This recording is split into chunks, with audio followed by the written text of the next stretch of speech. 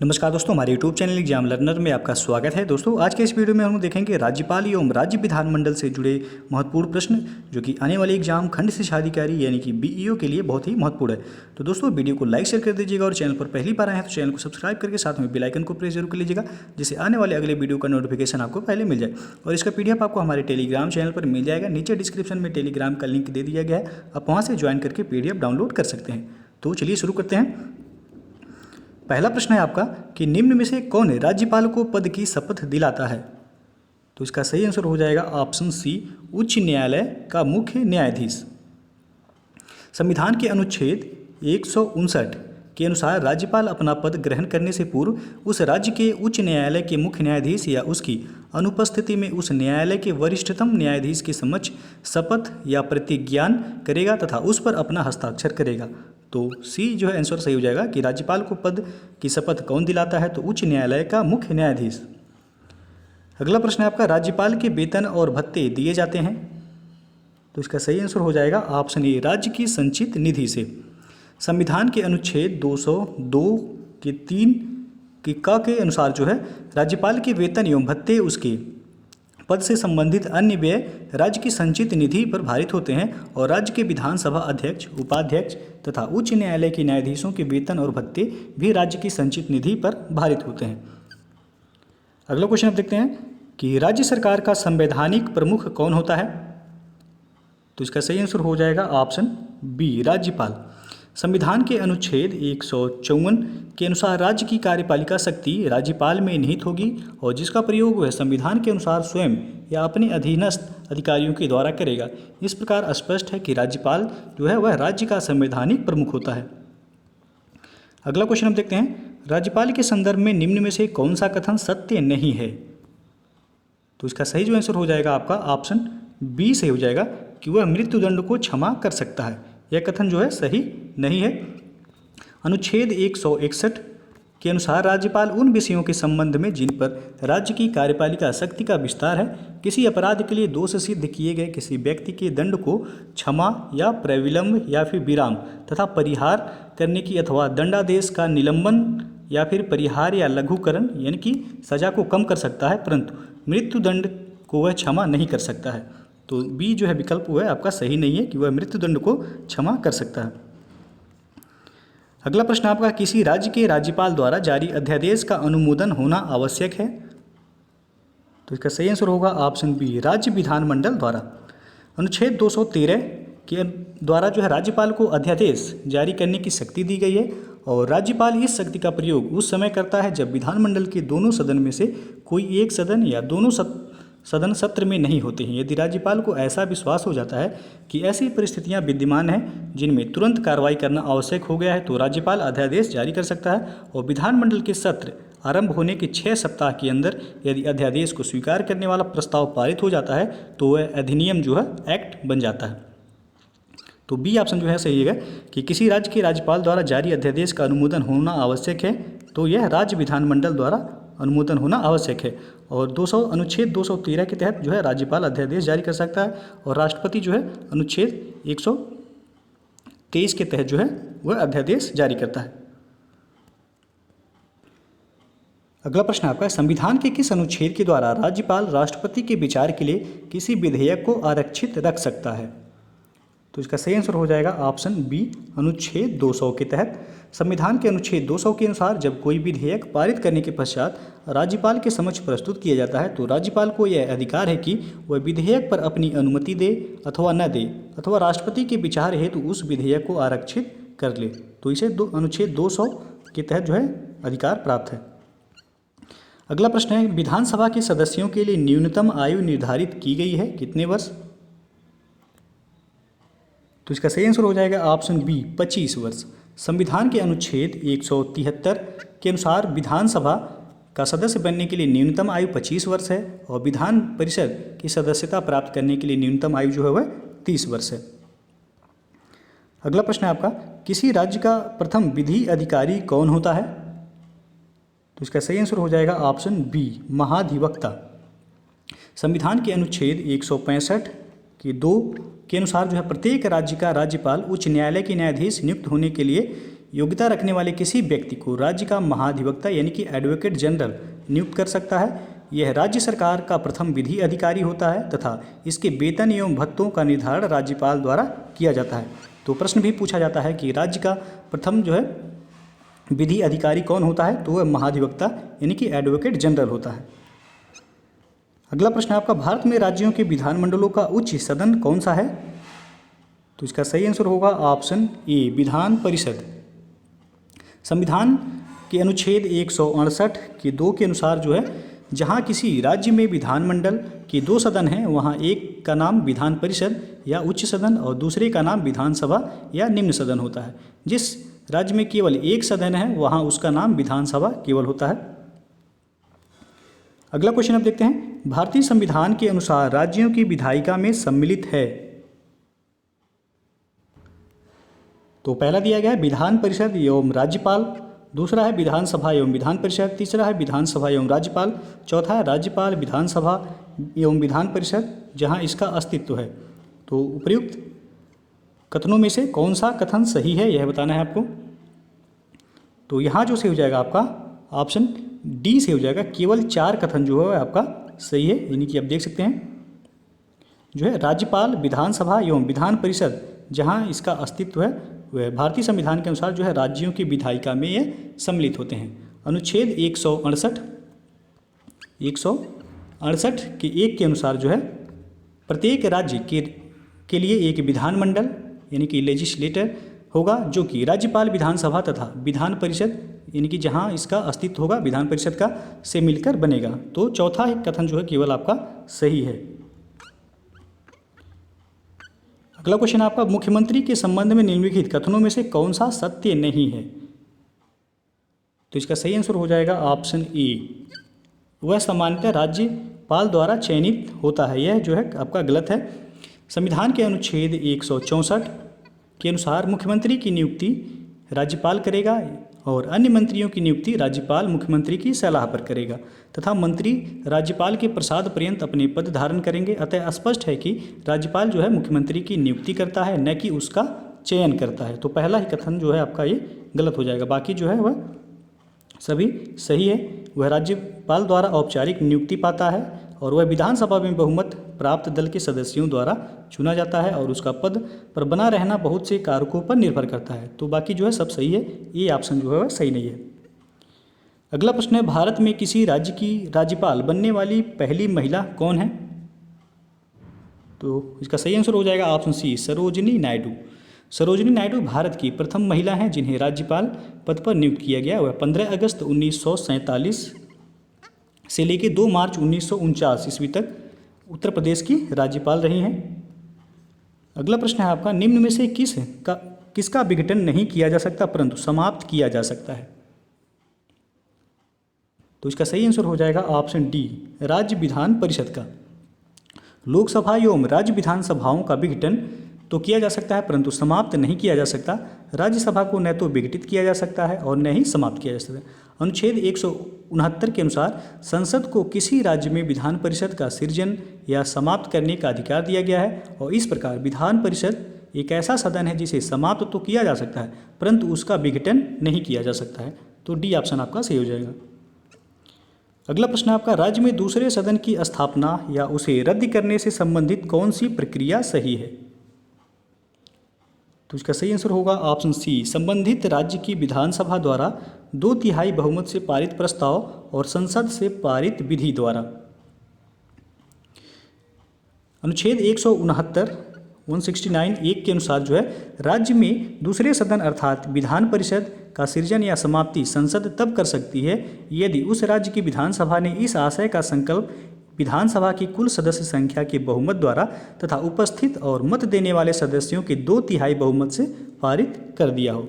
तो C option जो है आपका सही हो जाएगा। अगला क्वेश्चन है, विधानसभा के विघटन के बाद भी उसका अध्यक्ष यानी कि स्पीकर पद पर बना रहता है? तो इसका सही आंसर हो जाएगा ऑप्शन ए, विधानसभा के विघटन के पश्चात गठित विधानसभा की पहली बैठक के ठीक पहले तक वह पद पर बना रहता है। अनुच्छेद 179 गै के अनुसार जो है विधानसभा के विघटन के पश्चात होने वाले विधानसभा के प्रथम अधिवेशन के ठीक पहले तक अध्यक्ष अपने पद को रिक्त नहीं कर सकता है या नहीं करेगा।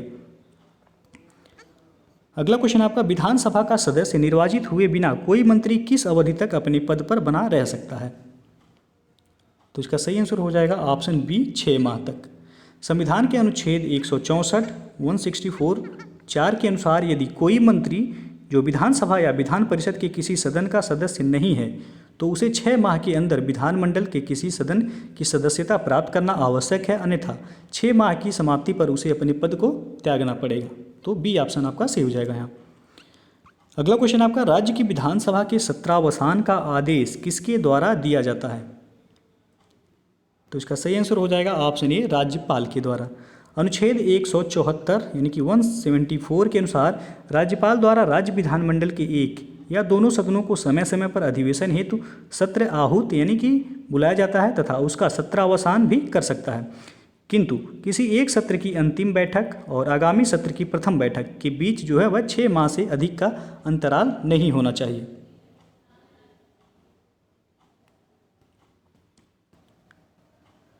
अगला प्रश्न है कि यदि किसी राज्य की विधानसभा का अध्यक्ष पद त्यागना चाहे तो वह अपना त्यागपत्र किसको देगा? तो इसका सही आंसर होगा ऑप्शन सी, उपाध्यक्ष को। अनुच्छेद 179 ख के अनुसार जो है किसी राज्य की विधानसभा का अध्यक्ष अपना त्यागपत्र विधानसभा उपाध्यक्ष को तथा विधानसभा का उपाध्यक्ष अपना त्यागपत्र विधानसभा अध्यक्ष को संबोधित कर अपने हस्ताक्षर सहित लेख द्वारा अपना पद त्याग सकते हैं। तो सी ऑप्शन यहाँ से हो जाएगा कि यदि किसी राज्य की विधानसभा का अध्यक्ष पद त्यागना चाहे तो अपना त्यागपत्र किसको सौंपेगा? तो उपाध्यक्ष को, और उपाध्यक्ष यदि पद त्यागना चाहे तो किसको सौंपेगा? तो वह अध्यक्ष को सौंपेगा। अगला प्रश्न है, भारत के किस राज्य में सर्वप्रथम महिला मुख्यमंत्री बनी थी? तो इसका सही आंसर हो जाएगा ऑप्शन ए, उत्तर प्रदेश में। सुचिता कृपलानी भारत के किसी राज्य की मुख्यमंत्री बनने वाली पहली महिला थी जो वे वर्ष जो है 1963 यानी कि 1963 में उत्तर प्रदेश राज्य की मुख्यमंत्री बनी थी। अगला प्रश्न है, किसी राज्य के मुख्यमंत्री से संबंधित निम्नलिखित कथनों में से कौन सा सत्य नहीं है? तो इसका सही आंसर हो जाएगा ऑप्शन सी, राज्यपाल मुख्यमंत्री की सलाह पर अपने समस्त कृत्यों का प्रयोग करते हैं। यह जो है सही नहीं है। अनुच्छेद 163 के अनुसार राज्यपाल को विवेकाधिकार के अतिरिक्त सहायता और सलाह देने के लिए एक मंत्रिपरिषद होगी जिसका प्रधान मुख्यमंत्री होगा। इससे स्पष्ट है कि संविधान द्वारा राज्यपाल को विवेकाधीन शक्तियां प्राप्त हैं तथा वह अपने सभी कृत्यों के लिए मुख्यमंत्री की सलाह पर कार्य करने के लिए बाध्य नहीं है। तो सी कथन जो है यह आपका सही नहीं है, बाकी सभी सही है। मुख्यमंत्री जो है राज्यपाल द्वारा नियुक्त किए जाते हैं और सामान्यतः मुख्यमंत्री मंत्रिपरिषद की बैठकों की अध्यक्षता करते हैं, ये भी सही है। और डी भी आपका सही है कि मंत्रियों की नियुक्ति राज्यपाल मुख्यमंत्री की सलाह पर करते हैं। तो बाकी सभी सही है, सी ऑप्शन जो है आपका सही नहीं है। अगला प्रश्न है, जम्मू एवं कश्मीर के मुख्यमंत्री का कार्यकाल होता है? तो यहाँ जो है आपको बता दें कि जम्मू कश्मीर और लद्दाख अब 2 केंद्र शासित प्रदेश जो है बना दिए गए हैं। जम्मू कश्मीर एक राज्य के रूप में था तो वहाँ जो है मुख्यमंत्री का कार्यकाल जो होता था वह 6 वर्ष का होता था, लेकिन अब जो है इसे केंद्र शासित प्रदेश के रूप में जो है जम्मू और लद्दाख को 2 अलग अलग केंद्र शासित प्रदेश दिया गया है। तो टोटल अब केंद्र शासित प्रदेश जो हो गए हैं वो आपका 8 हो गए हैं। अगला प्रश्न आपका कि वह राज्य जहाँ विधान परिषद नहीं है, तो यहाँ जो है आपका सही हो जाएगा ऑप्शन डी, राजस्थान में जो है आपका विधान परिषद नहीं है। वर्तमान में जो है आपका उत्तर प्रदेश, बिहार, महाराष्ट्र, कर्नाटक, उसके बाद जो है आपका तेलंगाना, इन राज्यों में जो है विधान परिषद है। और आंध्र प्रदेश में विधान परिषद को समाप्त करने की जो है विधेयक जो है पारित किया गया है। और जम्मू कश्मीर जो कि एक केंद्र शासित प्रदेश बना दिया गया है तो वहाँ भी विधान परिषद को भंग कर दिया गया है। तो यहाँ जो आपका सही आंसर हो जाएगा ऑप्शन डी से हो जाएगा, राजस्थान में जो है विधान परिषद नहीं है, उत्तर प्रदेश में है, महाराष्ट्र में है और कर्नाटक में है। अगला प्रश्न है, विधानसभा के सदस्यों की निरर्हताओं से संबंधित प्रश्नों पर अंतिम निर्णय किसके द्वारा किया जाता है? तो इसका सही आंसर हो जाएगा ऑप्शन बी, राज्यपाल के द्वारा। संविधान के अनुच्छेद 192 के अंतर्गत विधानसभा के सदस्यों की निरर्हताओं से संबंधित ऐसे किसी प्रश्न पर निर्णय करने से पहले राज्यपाल निर्वाचन आयोग की सलाह लेता है, किंतु अंतिम निर्णय राज्यपाल द्वारा लिया जाता है। तो बी ऑप्शन आपका सही हो जाएगा। अगला प्रश्न है, किसी राज्य की विधान परिषद में राज्यपाल द्वारा कितने सदस्यों को मनोनीत किया जाता है? पहला है कुल सदस्यों का 1/10, दूसरा है कुल सदस्यों का 1/7, तीसरा है कुल सदस्यों का 1/8 और चौथा है कुल सदस्यों का 1/6। तो प्रयुक्त कथनों में से कौन सा कथन सत्य है? तो इसका सही आंसर हो जाएगा ऑप्शन डी, केवल 4 कथन जो है आपका सही है, यानी कि कुल सदस्यों का 1/6। अनुच्छेद 171 की 5 के अनुसार जो है आपका जिन राज्यों में विधान परिषदें हैं वहाँ उसकी कुल सदस्य संख्या के 1/6 भाग राज्यपाल द्वारा मनोनीत किए जाते हैं। राज्यपाल ऐसे व्यक्तियों को राज्य विधान परिषद का सदस्य मनोनीत करता है जो कि साहित्य, विज्ञान, कला, सहकारी आंदोलन और समाज सेवा के क्षेत्र में विशेष ज्ञान या फिर व्यवहारिक अनुभव रखते हों। तो यहाँ चौथा विकल्प से हो जाएगा, केवल 4 कथन जो है आपका सही है। अगला प्रश्न है, राज्य सरकार के मंत्रियों के वेतन एवं भत्तों का निर्धारण किया जाता है किसके द्वारा? तो इसका सही आंसर हो जाएगा ऑप्शन डी, राज्य विधानसभा के द्वारा। संविधान के अनुच्छेद 164 के 5 के अनुसार राज्य सरकार के मंत्रियों के वेतन एवं भत्तों का निर्धारण उस राज्य की विधानसभा द्वारा पारित अधिनियम से किया जाएगा। तो यहाँ आपका डी ऑप्शन सही हो जाएगा। अगला क्वेश्चन अब देखते हैं कि संविधान बनने के समय जो क्षेत्र नॉर्थ ईस्ट फ्रंटियर एजेंसी यानी कि नेफा के नाम से जाना जाता है वह अब है? तो इसका सही आंसर हो जाएगा option B, Arunachal Pradesh. North east frontier agency यानी कि नेफा हो गया को असम के जो है सीमावर्ती क्षेत्रों से अलग करके वर्ष 1948 में बनाया गया था। वर्ष 1986 के अधिनियम द्वारा इसे अरुणाचल प्रदेश के नाम से अलग राज्य का दर्जा दे दिया गया। तो बी ऑप्शन आपका सही हो जाएगा यहाँ। अगला प्रश्न है, राज्य विधानसभा के सदस्यों की अधिकतम निर्धारित संख्या क्या है? तो इसका सही आंसर हो जाएगा ऑप्शन सी, 500। संविधान के अनुच्छेद 170 के 1 के अनुसार प्रत्येक राज्य की विधानसभा उस राज्य में प्रादेशिक निर्वाचन क्षेत्रों से प्रत्यक्ष निर्वाचन द्वारा चुने हुए सदस्यों की संख्या अधिक से अधिक जो है 500 और कम से कम वह 60 सदस्य से मिलकर बनेगी, किंतु सिक्किम, मिजोरम, गोवा और पुदुचेरी में विधानसभा सदस्यों की संख्या जो है वह सिक्किम में है 32, मिजोरम में है 40 और गोवा में 40 है, उसके बाद पुदुचेरी में 30 है। जो इस प्रावधान के जो है अपवाद हैं और सदस्यों की संख्या के आधार पर सबसे बड़ी विधानसभा वह उत्तर प्रदेश की है। टोटल कितना है? तो 403 और एक जो है आपका मनोनीत किया जाता है, जबकि सबसे छोटी विधानसभा जो है पुदुचेरी की है, कितना है? तो 30 है। तो यहाँ पूछा गया है आपसे कि राज्य विधानसभा के सदस्यों की अधिकतम निर्धारित संख्या क्या है? तो वह 500 है और कम से कम पूछा जाएगा तो हो जाएगा 60। अगला क्वेश्चन आपका कि राज्य की वास्तविक कार्यपालिका शक्ति का प्रयोग किसके द्वारा किया जाता है? तो इसका सही आंसर हो जाएगा ऑप्शन ए, मुख्यमंत्री के द्वारा। भारत में केंद्र के समान राज्यों में भी संसदीय शासन व्यवस्था को अपनाया गया है और राज्य की कार्यपालिका शक्ति का औपचारिक प्रमुख राज्यपाल होता है, जबकि वास्तविक शक्तियां मंत्रिपरिषद में निहित होती हैं तथा राज्यपाल अपनी कार्यपालिका शक्तियों का प्रयोग मंत्रिपरिषद की सलाह से करता है और राज्य के मंत्रिपरिषद का प्रमुख मुख्यमंत्री होता है और मुख्यमंत्री राज्य की कार्यपालिका वास्तविक प्रधान होता है और सभी शक्तियां उसमें निहित होती हैं तथा वह उनका आवश्यकता अनुसार प्रयोग करता है। तो यहाँ पहले ये ऑप्शन सही हो जाएगा कि राज्य की वास्तविक कार्यपालिका शक्ति का प्रयोग किसके द्वारा किया जाता है? तो वह मुख्यमंत्री के द्वारा, जैसे कि केंद्र में जो है प्रधानमंत्री होता है। अगला क्वेश्चन है आपका कि राज्यों के वित्तीय लेखाओं पर नियंत्रण रखता है? तो इसका सही आंसर हो जाएगा ऑप्शन डी, उपरोक्त में से कोई नहीं।